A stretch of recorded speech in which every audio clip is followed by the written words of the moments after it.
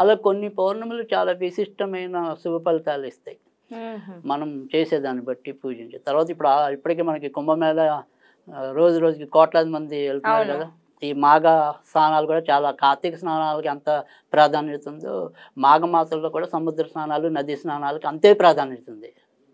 మరి మాఘ పౌర్ణమి నాడు విశేషంగా ఇప్పుడు ఇంకా కోట్ల మంది వెళ్తారు అక్కడ కుంభమేళాకి.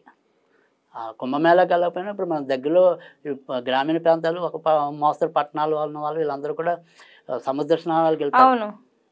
అలా మాఘమాసంలో సముద్ర స్నానాలు చేయటం అనేది, కార్తీక మాసంలో సముద్ర స్నానాలు చేయటం అనేది మన హిందూ సంప్రదాయంలో ప్రధానమైనది. కనుక ఖచ్చితంగా ఈరోజు నదీ స్నానం అనేది, ప్రాతః స్నానం అనేది, శిరస్నానం అనేది చాలా ఇంపార్టెంట్.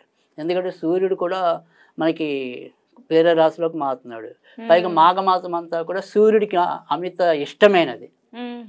సో మాఘపుట ఆదివారాలన్నీ కూడా మనం ఈ నెలలో అసలు సూర్యుని పూజించాలి. సరే, ఇది ఇప్పుడు మనకి మాఘమాసంలో వచ్చేప్పుడు ఇది ఏంటంటే సూర్యుడికి కూడా విశిష్టత, మళ్ళీ సూర్యుడు సంక్రమణం కూడా కుంభ సంక్రాంతి అంటాం ఇప్పుడు. సో ఇన్ని ప్రత్యేకతలు ఉన్నాయి ఇప్పుడు ఇవి వచ్చే మాఘ పౌర్ణమికి. సరే, లలిత జయంతి జరుపుకునే వాళ్ళు సరే లలిత జయంతి అనేది చేసుకుంటారు. ఎలాగో అంటే లలితా సహస్రం చదివి తర్వాత అమ్మవారికి తేనె నివేదన చేస్తే మంచిది. అది సింపుల్.